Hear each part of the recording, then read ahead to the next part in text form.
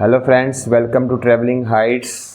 तो मैं ये वीडियो जो बना रहा हूँ ये उन दोस्तों के लिए बना रहा हूँ जिन्होंने रिक्वेस्ट करी थी कि यूएस का जो वीज़ा है उसका जो DS-160 फॉर्म है वो कैसे फिल करते हैं। तो उसी के रिस्पांस में ये वीडियो आ रही है, क्योंकि उसी जैसे मैंने ये फॉर्म भरा था और जिस फॉर्म को भरने से मुझे जो 10 इयर्स का और मेरी वाइफ को 10 इयर्स का जो है यूएस का वीज़ा मिला है, उसको क्या फॉर्म में भरा था मैंने और कैसे मैंने उसको भरा था वो सारी डिटेल में आपके साथ शेयर करूंगा।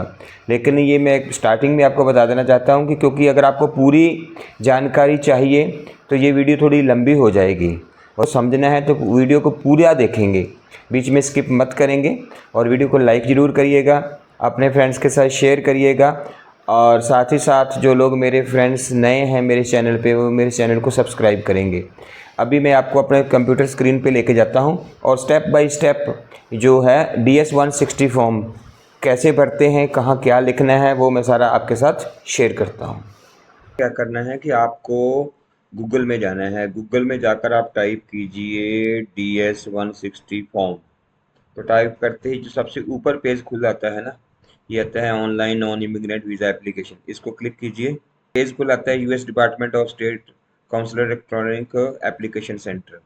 तो ये नॉन इमिग्रेंट वीज़ा के लिए होता है। तो हमने यहाँ से भी सिलेक्ट करना, यहाँ से अपना कंट्री और शहर यहाँ पर हम अपनी एप्लीकेशन अप्लाई करना चाहते हैं वो सिलेक्ट कर लेंगे। तो शहर सिलेक्ट करने के बाद आपके पास ये जो कोड है ना, कैप्चा है, कैप्चा आपको इसके अंदर डाल देना है। ऑप्शन है एक स्टार्ट एन एप्लीकेशन एंड एक रिट्रीव एन एप्लीकेशन। तो हमें स्टार्ट एन एप्लीकेशन पे जाना है। रिट्रीव एन एप्लीकेशन का मतलब ये होता है कि मान लो कि आप फॉर्म भर रहे हैं और आपने आधा फॉर्म भर दिया है, उसको सेव कर दिया है और फिर थोड़े समय बाद दोबारा से आप फॉर्म भरना चाहते हैं तो फिर आपको रिट्रीव एन एप्लीकेशन पे जाना पड़ेगा। आ जाती है, उसको आपको एग्री करना है और एग्री करने के साथ ही आपका ये फॉर्म नंबर है, ये योर एप्लीकेशन आईडी, ये एप्लीकेशन आईडी जो आपको है ध्यान में रखनी है। तो इस एप्लीकेशन आईडी को आप कहीं नोट करके रख लीजिए या फिर आप इसको प्रिंट भी कर सकते हैं। जैसे मान लो कि हम पर्सनल इन्फॉर्मेशन भरेंगे, सर नेम और गिवन नेम। तो अगर मान लो आपके पासपोर्ट के अंदर सिर्फ गिवन नेम ही दिया हुआ है तो इसके दो ऑप्शन हैं। अगर एक ही नाम है तो आपको उसको सरनेम में लिखना है, गिवन नेम में आपको लिख देना है FNU। ठीक है, और सरनेम मैंडेटरी है इसमें। और अगर मान लो आपके पासपोर्ट के अंदर जो भी नाम है उसमें दो वर्ड्स हैं तो जो लास्ट वाला वर्ड है उसको सरनेम में लिख दीजिए, फर्स्ट वर्ड को आप गिवन नेम में लिख दीजिए। ठीक, यूज्ड अदर नेम्स, कोई इसके अलावा आपने कोई और नाम से आप जाने जाते हैं तो वो लिखिए, नहीं तो इसको नो कर दीजिए। मैंने नो ही किया था। एवर टेलीकोड रिप्रेजेंट योर नेम, तो ये सारा नो आएगा। उसके बाद आपका जी मेल फीमेल आपको सेलेक्ट करना है। फिर आपका मैरिटल स्टेटस क्या है वो आप सेलेक्ट करेंगे, सिंगल है मैरिड है। मैं यहाँ मैरिड सेलेक्ट कर रहा हूँ, आप अपने केस में देखिए। यहाँ जो भी आपकी डेट ऑफ बर्थ है वो आप सेलेक्ट कर सकते हैं। तो हम अभी इमेजिनरी यहाँ पर डाल रहे हैं।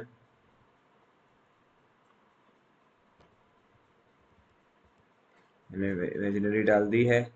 और आपका कहाँ पर जन्म हुआ है, शहर का नाम डाल दीजिए आप।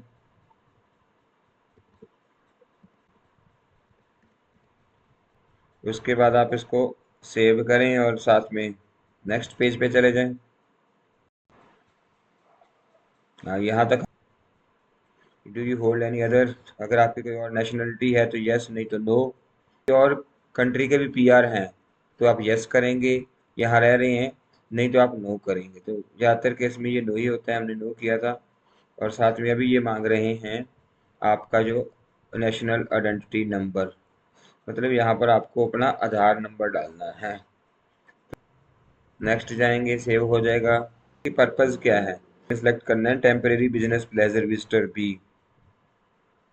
उसके बाद आप करेंगे स्पेसिफाई करिए तो business and tourism B1 and B2 डाल देना है। उसके बाद आपने अगर आपका कोई स्पेसिफिक प्लान बना लिया है तो यस करेंगे। उस केस में फिर आपको होटल की डिटेल तो वैसे दोनों केस में मांगेगा, तो आपका टिकट का सारा पूछेंगे। तो हमने नहीं है तो उसको हम नो ही कर सकते हैं, बेटर है नो। फिर भी वो पूछते हैं कि आप कब पहुँचेंगे वहाँ पर, हम लिख देते हैं मान लो कि 10 दिसंबर को जाऊँगा वहाँ पर।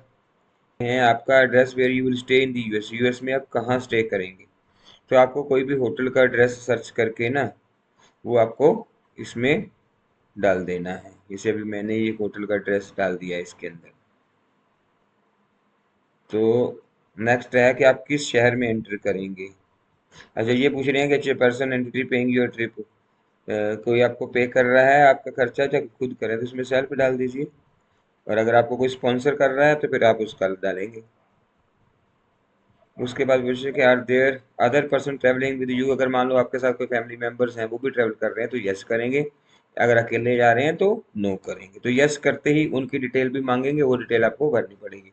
एक बार मैं आपको यस करके दिखा देता हूँ। देखो वो कौन है जो travelling is a partner group है तो यस। तो फिर उनका पूरा डिटेल आपको आगे, ग्रुप का नाम क्या है, अगर ग्रुप है तो, फैमिली है तो फिर आपको फैमिली में डाल देना है। तो अभी हम इसको नो कर रहे हैं। इसमें आपको समझ में आ गया होगा कि करना कैसे। ठीक है, have you ever been to US से पहले कभी यूएस गए हैं तो यस करें, नहीं तो नो करें। और have you ever been issued US visa कभी मिला है तो यस, नहीं तो नो। उसके बाद have you ever been refuse है, कभी आपका रिफ्यूज हुआ है तो भी आपको यस या नो बताना है, सही बताना है। Has anyone ever field N immigrant petition on your behalf, कभी आपने परमानेंट इमिग्रेट होने के लिए कभी लॉयर से किसी से कुछ करवाया था तो यस या नो। तो ये नो हमारे केस में होगा ज़्यादातर केसेस में। और अगर आप यहाँ पर आप जो भी आपका घर का एड्रेस है वो आप डाल दीजिए। मेलिंग एड्रेस अगर आपका सेम ही है तो इसको यस ही कर दीजिएगा, नहीं तो आपको फिर दूसरा एड्रेस और डालना पड़ेगा। उसके बाद आपका फ़ोन नंबर पूछ रहे हैं, सेकेंडरी फ़ोन नंबर है तो वो भी डाल दिए, नहीं तो इसको मना कर दीजिए। जो आपका ईमेल एड्रेस है वो लिखिए। और आपके पास है तो वो यस करिए, नहीं तो नो करिए। सोशल मीडिया का आपका कोई भी अकाउंट है तो उसको आपको ऐड कर करके यहाँ पर उसका डालते जाना है। तो जो लिंक है कॉपी करके यहाँ पेस्ट कर देना है, ऐसे इंस्टाग्राम का हो उसका हो, तो ये मैंडेटरी है अगर आपके पास है। अपना एड्रेस दे दिया पूरा लिखना पड़ेगा। उसके बाद आपका फ़ोन नंबर लिखना पड़ेगा, अगर दूसरा नंबर है तो वो लिख सकते हैं, आपका वर्क का नंबर है वो लिख सकते हैं ऑफिस का। और अगर कोई लास्ट 5 ईयर में आपने कोई फ़ोन यूज़ किया है वो करना है, यस है तो नंबर, नहीं तो नो। ईमेल एड्रेस डालेंगे। और उसके बाद कोई और आपके पास कोई एड्रेस है तो वो डालेंगे। इसके बाद नहीं तो फेसबुक का कोई आपका सोशल मीडिया का अकाउंट की डिटेल डालकर और ऐड करने तो यहाँ ऐड करते जाएंगे और आगे चले जाएंगे। नहीं है इस पेज पे हमें फ्रेंड्स, पासपोर्ट आपका जो हमारा नॉर्मल रेगुलर पासपोर्ट होता है और उसका पासपोर्ट का जो नंबर है, यहाँ पर हमें पासपोर्ट का नंबर डालना है। नंबर होता नहीं है, डज नॉट अप्लाई कर दो अपने यहाँ। इशूइंग कंट्री जो लास्ट इंडिया होता है, शहर किस शहर से आपका हुआ है मान लो, तो किस शहर से आपको पासपोर्ट इशू किया गया है तो शहर का नाम डाल दीजिए आप। होगा अभी अप्रैल में ही होगा और 7 को होगा, तो ये लिख दीजिए। कभी आपका पासपोर्ट गुम हुआ है तो वो लिखिए, नहीं तो नो कर दीजिए। उसके बाद नेक्स्ट पेज पे चले जाना है। इसमें कोई आपका जानकार है तो उसका नंबर डालना है, कॉन्टैक्ट डिटेल। अगर नहीं है तो आप इसमें होटल की डिटेल डाल के होटल का नंबर डाल सकते हैं। क्या रिलेशनशिप है वो अदर डाल दीजिए। अब यहाँ पर आपको फैमिली इंफॉर्मेशन डालनी है, आपका फादर्स नेम और उनका फुल नेम, उनकी डेट ऑफ बर्थ, इस प्रकार से मदर्स का पूरा नाम और उनकी डेट ऑफ बर्थ। और अगर आपका कोई मैं फैमिली मेम्बर फादर या मदर में से यूएस में है तो वो डेट है इसमें येस और नो टिक करना है। और इसमें ये और भी लिखा है कि do you have any immediate relatives not including parents in United state. ये बहुत इंपॉर्टेंट है कि आपका कोई भी रिश्तेदार पेरेंट्स के अलावा और कोई यूनाइटेड स्टेट में है तो उसको आप यस करेंगे और उसकी डिटेल डालेंगे, उसका एड्रेस भी डालेंगे, फ़ोन नंबर डालेंगे। नहीं है तो आप इसमें नो कर देंगे। फिलहाल मैं आपको ये स्किप कर रहा हूँ ये पेज। यहाँ पर आपके स्पाउस की इंफॉर्मेशन डालनी है क्योंकि आपने इसमें लिखा था कि आप मैरिड हैं, तो इसलिए स्पाउस की इंफॉर्मेशन भी मांग रहे हैं। ये जन्म कहाँ हुआ वो सिटी का नाम भी लिखना है और कंट्री का नाम भी लिखना है। डालनी है। जैसे यहाँ काम करते हैं तो आप उसको एड्रेस डालेंगे। आप एम्प्लॉयर मान लो गवर्नमेंट जॉब में है तो आप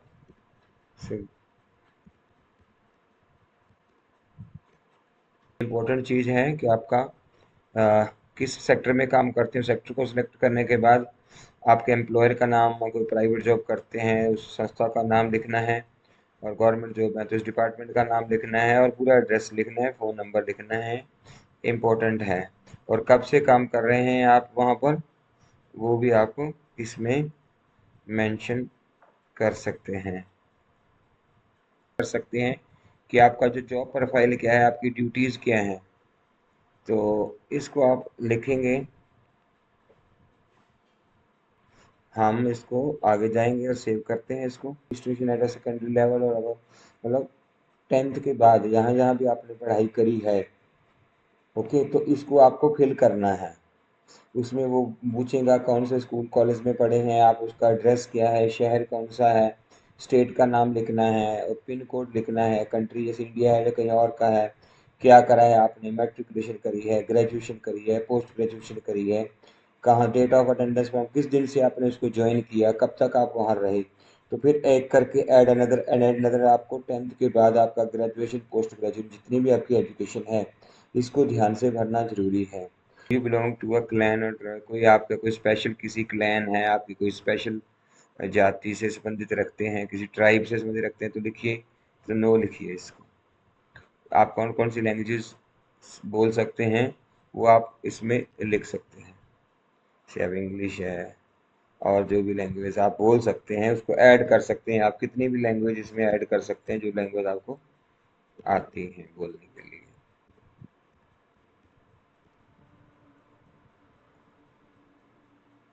have you travel to another country, किसी और कंट्री पहले ट्रैवल करे हैं तो यस करिए, और यस करने के बाद आपको यहाँ से खुल जाएगा कि कौन से कंट्री में गए हैं आप। तो अब वहाँ ठीक है, उन कंट्री के नाम आपको सेलेक्ट करते जाने, ऐड अनदर ऐसे करके, जिस जिस भी कंट्री में इससे पहले आपने ट्रैवल किया है उनके आप यहाँ पर नाम लिखेंगे। या आपने सोशल ऑर्गेनाइजेशन में कोई काम, यस तो नो, कोई ये इसमें ज़्यादातर में नो ही आता है, फिर भी इसको आप पढ़ के ध्यान से टिक करिएगा। कोई आपको डिसीज़ है, यस नो, ये ज़्यादातर आप थोड़ा पढ़ लीजिए, ये नो वाले होते हैं। आपकी बैकग्राउंड को चेक करते हैं, आपकी क्रिमिनल हिस्ट्री को चेक करने के लिए होते हैं, और आप कोई ऐसी हैज़र्ड्स इंडस्ट्री में काम तो नहीं करते, उससे रिलेटेड होते हैं। ज़्यादातर ये सारे नो वाले ही होते हैं, फिर भी आप इसको ध्यान से देखिएगा ज़रूर। अच्छा, ये बड़ा ज़रूरी है जी, have you ever been removed और डिपोर्टेड फ्रॉम एनी कंट्री, अगर किसी कंट्री से आपको रिमूव किया गया है, डिपोर्ट किया गया, तो यस करें, और कब हुआ, कैसे हुआ, इसको एक्सप्लेन करें। नहीं हुआ कभी ऐसा तो नो करें, लेकिन लिखना ज़रूरी सच है। आप ऐसा कोई भी चीज़ हाइड नहीं कर सकते, अगर मिस गाइड करने की कोशिश करेंगे वो हमारे अगेंस्ट ही जाएगा। तो इस प्रकार से आपका ये पूरा का पूरा जो फॉर्म है भर गया है। तो DS-160 फॉर्म ऐसे ही भरा जाता है दोस्तों। और अगर मान लो भरने के बाद इसको आपको चेक करना है तो आप इसको चेक कर सकते हैं। एडिट करना है तो यहाँ पर एडिट का इन्फॉर्मेशन आती है, edit personal information, edit address and phone number. ध्यान से चेक करिए, एडिट करने की ज़रूरत है तो इसको एडिट करिए।